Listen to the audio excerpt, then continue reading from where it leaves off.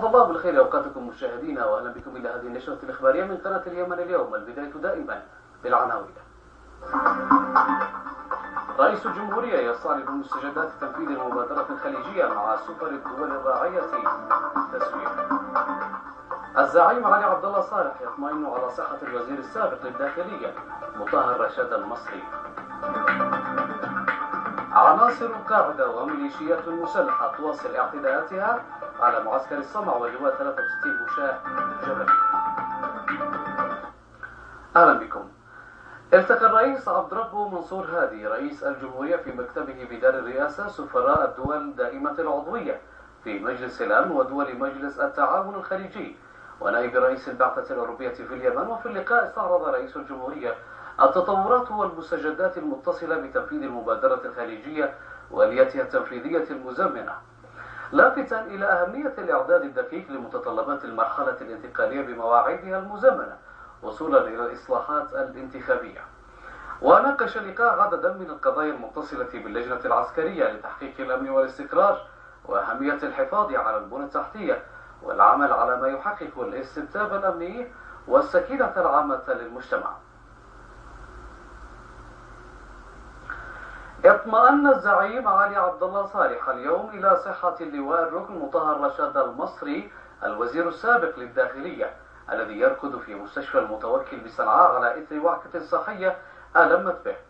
وتمنى الزعيم علي عبد الله صالح للواء المصري الصحة والعافية، مشيدا بأدواره الوطنية خلال فترة عمله في المواقع المختلفة التي شغلها اللواء الركن مطهر رشاد المصري وكذلك عبر عن عميق شكره وامتنانه لفخامة الزعيم علي عبد الله صالح على هذه الزيارة واللفتة الكريمة الغير المستغربة على شخص فخامته، مؤكدا أن إنسانيته وقربه من الآخرين جعلته محط احترام وتقدير الجميع، فهو السباق دوما إلى السؤال عن كل من عرفهم في السراء والضراء.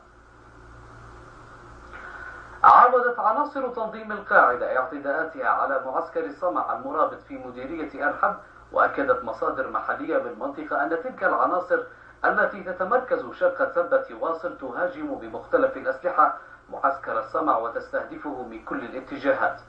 إلى ذلك واصلت العناصر التخريبية في مديرية نيم اعتداءاتها على اللواء 63 مشاة جبلي، وأشارت المصادر إلى أن تلك الاعتداءات الغادرة أدت إلى إصابة أحد الجنود.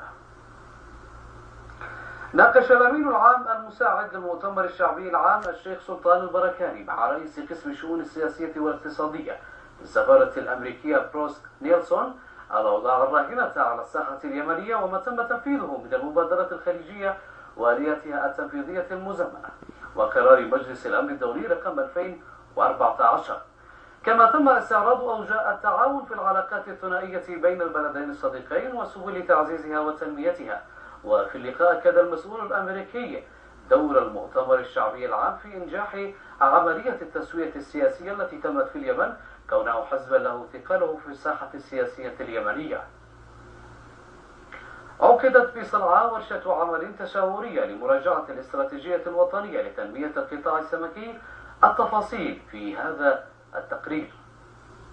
إيجاد استراتيجية وطنية لتنظيم وتطوير قطاع الثروة السمكية كان محور ورشة العمل التي نظمتها وزارة الثروة السمكية بالتعاون مع مشروع دعم التنوع الاقتصادي التابع للبرنامج الإنمائي للأمم المتحدة بحضور رئيس مجلس الوزراء محمد سالم باسندوه.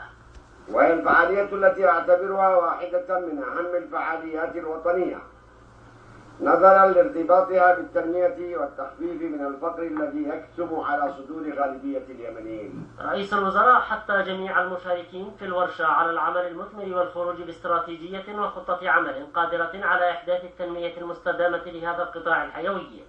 الورشة تأتي في إطار جهود الوزارة والمانحين في صياغة استراتيجية متكاملة تلبي طموحات القطاع السمكي كقطاع اقتصادي واعد من خلال وضع التصورات والمقترحات حول الملامح الأساسية لتنمية القطاع وفق أسس علمية ومنهجية.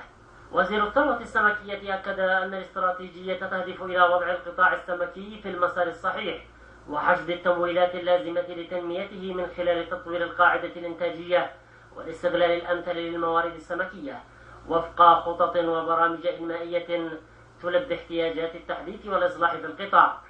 أن مدة هذه الورشة التشاورية محدودة بيومين. 2. إلا أن مخرجات